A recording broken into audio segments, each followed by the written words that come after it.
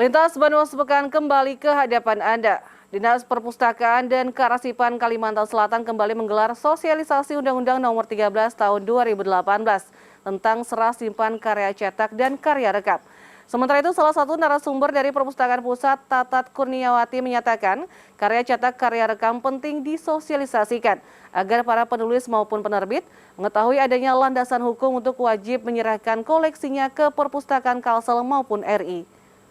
Dinas Perpustakaan dan Kearsipan Kalsel kembali sosialisasikan Undang-Undang Nomor 13 Tahun 2018 tentang serah simpan karya cetak dan karya rekam Selasa 16 November 2021.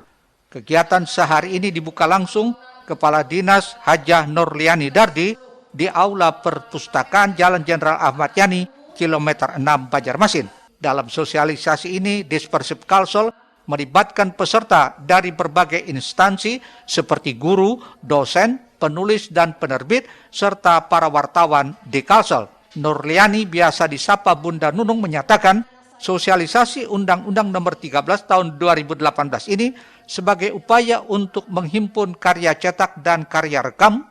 Pasalnya, sejauh ini karya cetak dan karya rekam belum banyak diketahui oleh para penerbit maupun penulis. Di samping itu, untuk mewujudkan koleksi nasional dan melestarikannya sebagai hasil budaya bangsa dalam rangka menunjang pembangunan melalui pendidikan, penelitian, dan pengembangan ilmu pengetahuan dan teknologi, serta menyelamatkan KCKR dari bencana bahaya yang disebabkan oleh alam maupun perbuatan manusia. Diadakannya sosialisasi Undang-Undang Nomor 13 2018 tentang serah simpan karya cetak, karya rekam ini, satu, agar undang-undang tersebut tersosialisasi kepada masyarakat, baik penulis, penerbit maupun sastrawan Banua.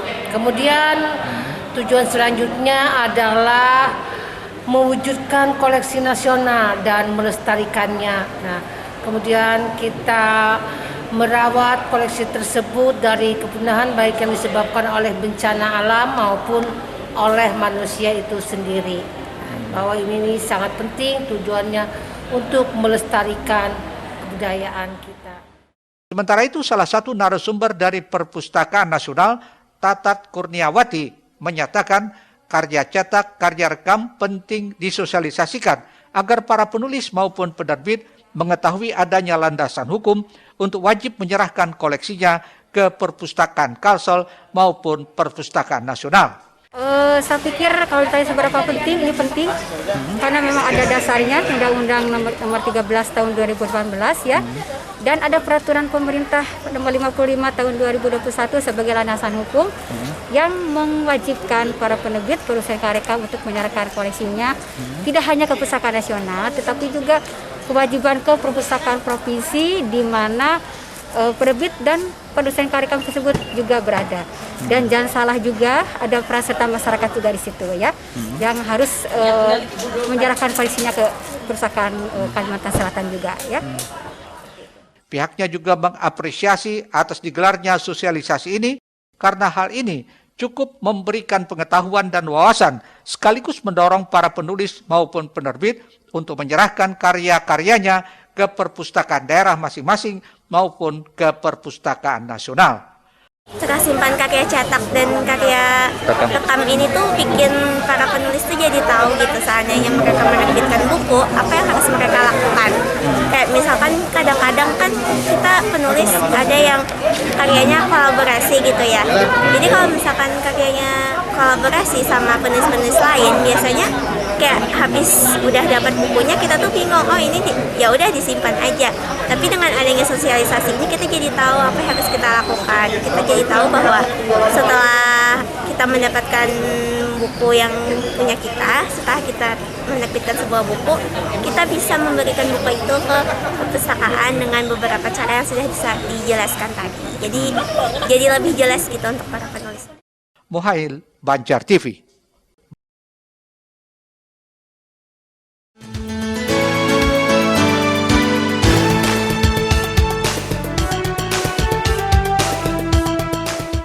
Ketua Gabungan Istri Anggota Wakil Rakyat Provinsi Kalsel mendukung dengan digelarnya kegiatan storytelling yang digagas Dinas Perpustakaan dan Kearsipan Provinsi Kalsel. Apalagi kegiatan yang berlangsung di Aula Dispersif Kalsel ini menghadirkan maestro storytelling nasional yakni Kak Bimo, tentunya memiliki manfaat yang mampu menjadi media untuk mempengaruhi anak agar cinta terhadap dunia literasi sebagai salah satu upaya mewujudkan generasi unggul. Kepala Dinas Perpustakaan dan Kearsipan Provinsi Kalimantan Selatan Nurliani Dardi mengungkapkan rasa hormatnya dan ucapan terima kasih atas hadirnya para pengurus dan anggota Gatriwara Kalsel dalam acara storytelling kali ini. Selain memiliki banyak manfaat, Nurliani menjelaskan storytelling juga mampu menjadi media yang mempengaruhi secara kuat dan dramatis terhadap kecintaan dan kemampuan anak pada dunia literasi. Untuk itu, pada saat coaching, Kak Bimo juga memberikan teknik skenario penceritaan berbasis kreativitas dalam storytelling. Sang pangeran naik kuda.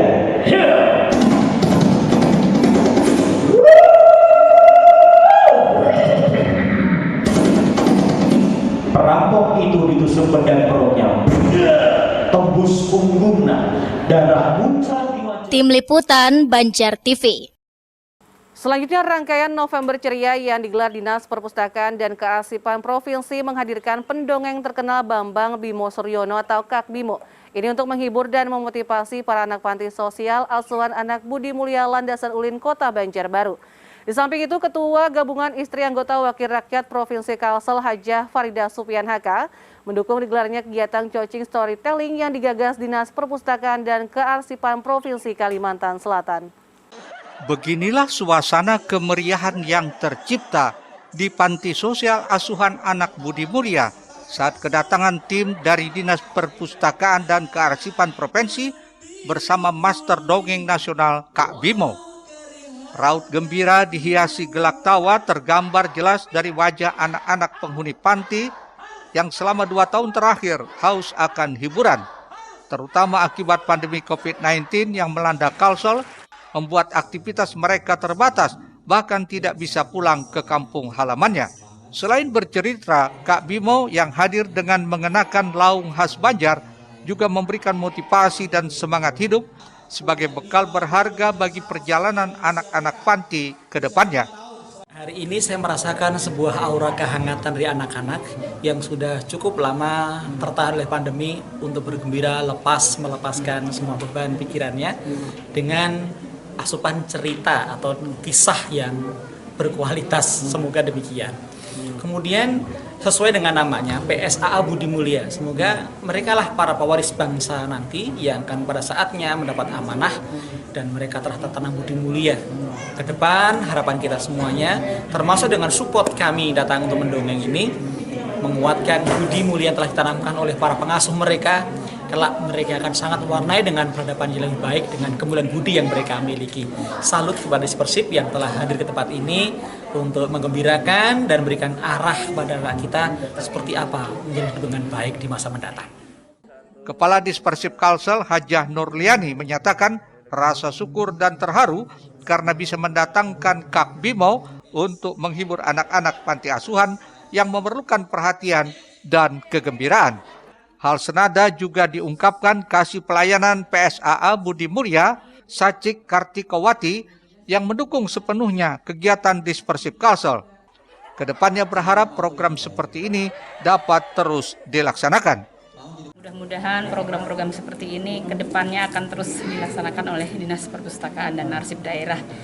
Jadi kami mendukung sepenuhnya kegiatan-kegiatan Dispersif. Mudah-mudahan kami terus dilibatkan untuk sebagai sasaran anak-anak, jadi semakin mereka mungkin minat bacanya, untuk mereka dilatih untuk bercerita. Mudah-mudahan kedepannya bisa begitu, Bunda.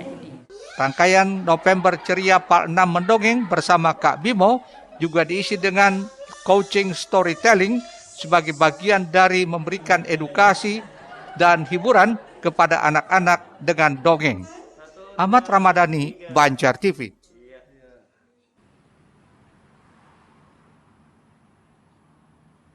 Pemirsa, memperingati Hari Wayang Nasional di rangkaian Karasminan Banua UPTD Taman Budaya Kalimantan Selatan bersama Pepadi Kalsel menampilkan pagelaran wayang kulit Banjar, membawakan lakon cerita berjudul Sakaki Kambang Membawa Jodoh yang dimainkan oleh 3 dalang secara bergantian.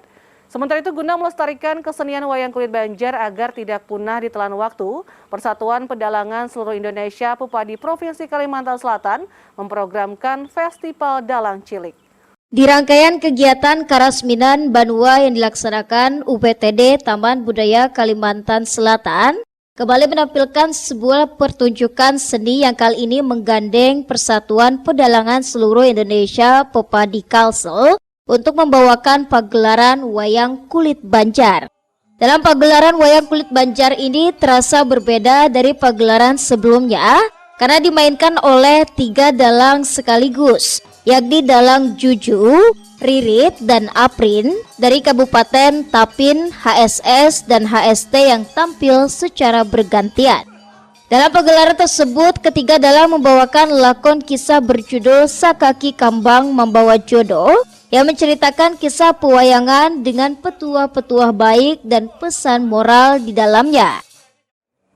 Ini sebenarnya sudah lawas juga, sekitar 6 bulan sudah, karena ulun kan hanya belajar. Jadi ada perkembangan bang sudah sedikit-sedikit. Cuma dalam 6 bulan itu ulun cuma 2 kali latihan. Cuma kan ada kan di hari pengantinan, perkawinan di kampung. Kalau ada anak acara buayang kan ulun baru diundang itulah. Sambil belajar-belajar juga ulunan sambil menderesit lah. Jadi syukur alhamdulillah, jadi malam ini ulun kawa main di sini juga. Pesan moralnya adalah tolonglah, wayang ini adalah gambaran kehidupan sehari-hari. Jadi jangan dilihat siapa yang menyampaikan, tapi didengarkan apa yang disampaikan. Biasanya kan kebanyakan, cuman kada semuanya kayak itu kebanyakan. Kalau kita ada kegiatan wayang kulit, biasanya kan ada arahan dari yang kurang baik lah nih, dari sisi misalnya pandangan orang gawian itu maksiat. Nah mohon janganlah, maka itu harapan kita itu aja. Dari situ kita munculnya mungkin perkembangan itu lebih kelihatan gitulah. Ya, jadi ada 3 dalang ini caranya tanda kekompakan kami orang para dalang. Jadi di sini kami mengadakan kekompakan 3 dalang. Kami biasanya 1 dalang. Cuma untuk malam ini lain daripada yang malam yang lain untuk mendalangi pada pewayangan pada malam hari ini. Sementara itu, menurut Kepala UPTD Taman Budaya Kalsel Suharyanti, pagelaran wayang kulit ini dilaksanakan sekaligus memperingati Hari Wayang Nasional dengan menampilkan konsep pertunjukan yang lebih berinovasi dan kreatif agar bisa lebih mendapat apresiasi dari masyarakat. Ini langkah baru kita memberi inovasi di dalam pertunjukan wayang kulit Banjar ya. Kalau kemarin kan satu dalang. Jadi kita mencoba 3 dalang kita tampilkan secara bergantian. Ini bagian langkah-langkah selanjutnya nanti bagaimana mungkin ada 3 layar dan sebagainya. Jadi ini memang kita sengaja bagaimana Persatuan Pedalangan Indonesia itu memberikan sebuah suguhan pertunjukan wayang Purwa yang lebih inovasi dalam artian supaya bisa mengimbangi dengan pertunjukan wayang kulit di daerah lain. Di Hari Wayang Nasional ini, para pedalang yang tergabung di Pepadi Kalsel berharap agar kesenian ini bisa terus maju dan lestari ke depannya. Erwin Yudanuari, Banjar TV.